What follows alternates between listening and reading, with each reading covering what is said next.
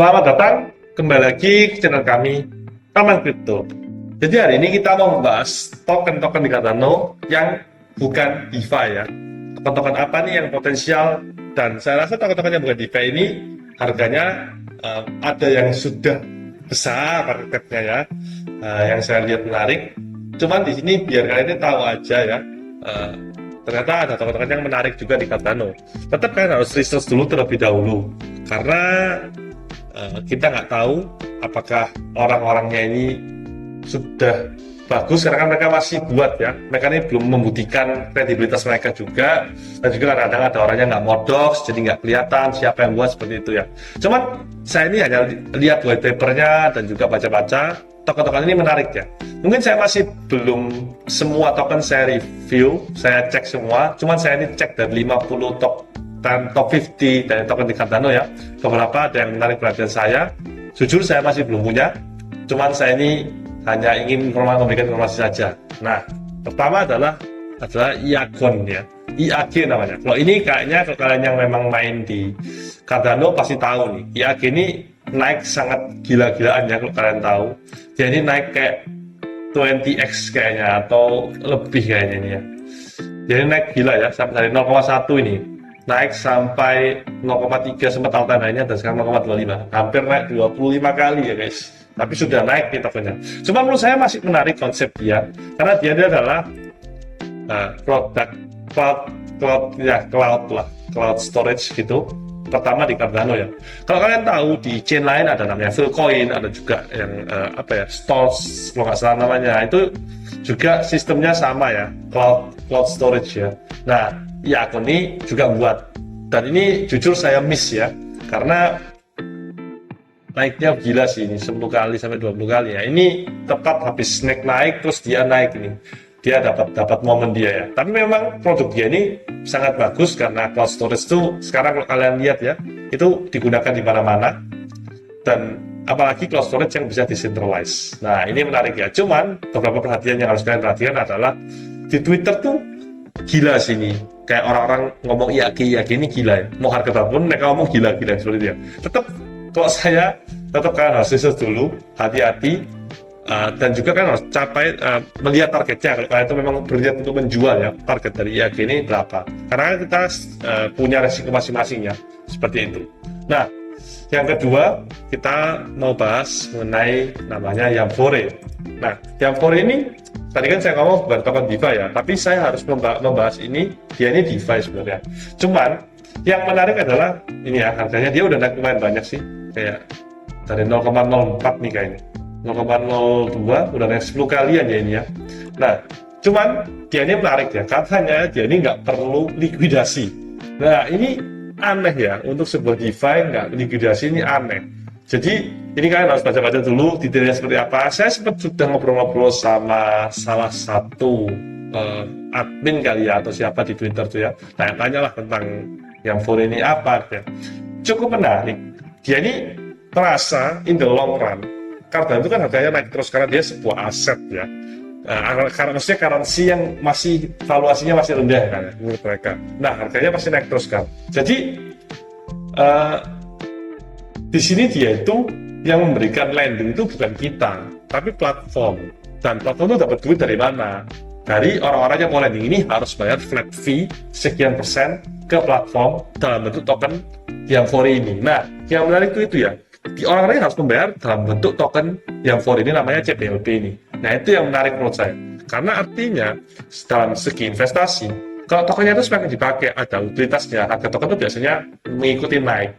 Cuman secara logika jujur aja, saya ini masih belum menemukan yang masuk akal ya, gimana caranya DeFi itu nggak ada likuidasinya.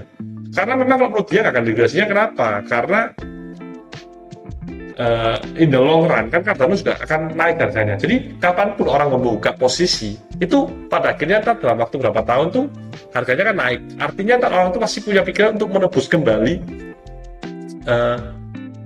ini ya, token dia yang dijaminkan. Jadi misalnya contohnya, dia ini punya 1000 ADA, dia jaminin, dia bayar flat fee ke CBLP, dia cuma bisa pinjam 500 Cardano. Sorry, 50% value dalam US dollar, bukan karena ya, dalam US dollar. Misalnya 0,3 harganya, berarti kan value 1000 Cardano kan $100 nih. Berarti artinya dia cuma bisa pinjam $150. Nah, setelah dia pinjam $150, misalnya nih, harga Cardano turun jadi 0,15. Kan harusnya ke likuidasi tuh. Nah, dia bilang nggak perlu likuidasi, nggak apa-apa, biarin buka aja kontraknya. Kita nggak butuh uang kok. Mungkin gitu ya konsep dia ya. Nanti itu akhirnya, misalnya 2 tahun lagi harganya kembali naik ke 0,5. Nah, dia kan harganya naik nih. Ada spread $200 yang dia jual kan harusnya. Pasti orang ini juga pada akhirnya mau membayarkan dan ngambil kontrak dia itu. Nah, tapi apa sih kerugiannya dari yang minjem uang ini? Yaitu mereka dapat bunga juga. Kalau nggak salah bunganya 7% dalam bentuk dolar juga deh. 7% dalam bentuk dolar setahun ya. Sebenarnya lumayan rendah ya untuk kita yang mau nge-hedge ya. Jadi ini yang saya bingungkan, nggak ada likuidasi, ini bisa apa enggak? Jadi agak tricky, makanya harga dia ini juga masih murah meskipun udah naik 10 kali ya. Tapi harga ini masih murah juga, jadi agak tricky. Jadi menurut saya kan harus research dan juga ya lihat-lihat lah. Saya lihat cukup menarik dan lucu, jadi nggak tahu bakal sukses apa enggak ini ya. Tapi lucu aja, karena kalau saya lihat dari penjelasan dia dan juga dia sampai berani buat seperti ini, berarti dia itu punya keyakinan yang cukup kuat ya di sini. Seperti itu sih. Dan yang terakhir nih kita mau bahas namanya Anscoin. Anscoin ini juga menarik. Seperti yang kita tahu, decentralized. Ini kan artinya kita tuh bisa lihat semua transaksi, baik mau ngirim, mau jual, mau beli, ataupun mau apapun, itu kelihatan semua karena kita ada public ledger, kelihatan semua. Nah, jadi buat konsep di mana kita ini bisa transaksi private dalam blockchain. Gimana caranya?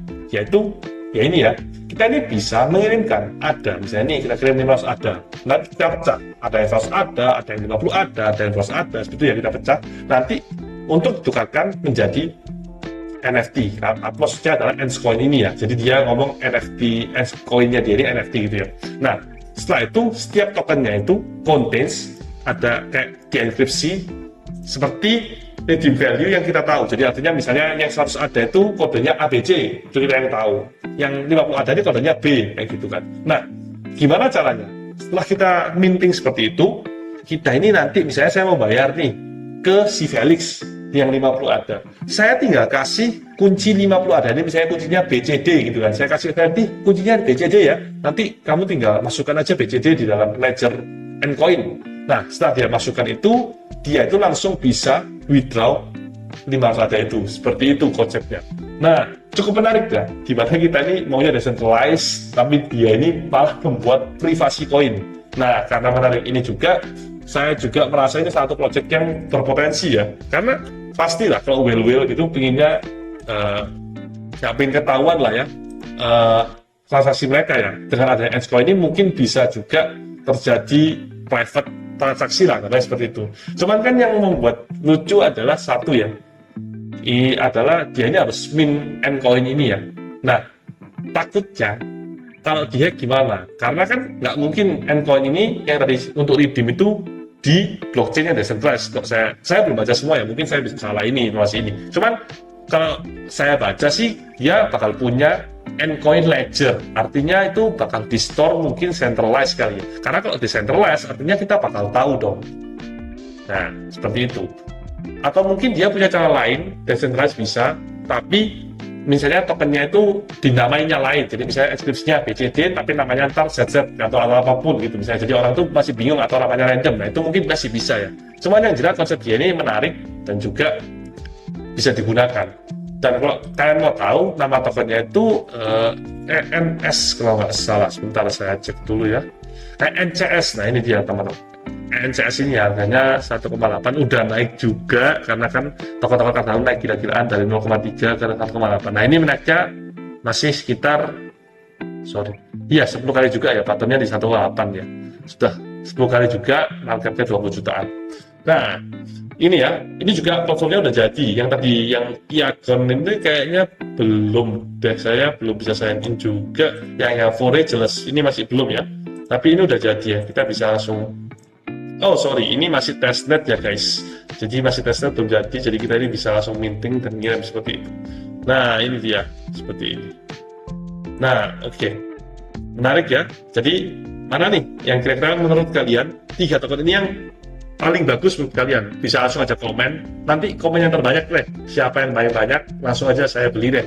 Paling nggak punya aja lah, gitu kan, saya beli. Karena menurut saya tiga-tiganya ini cukup menarik ya. Cuman tetap saya akan peringatkan kalian sekali lagi, ini kan resikonya besar karena mereka market cap-nya lebih kecil. Kecuali Iacon punya market cap besar.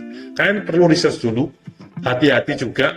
Karena saya ini cuma berikan informasi aja. Menurut saya ini kayak lucu lah, gambarnya bagus juga, tapi ya masih belum terbukti lah kebagusannya. Karena kan di sini kan investasi itu ya macam-macam lah.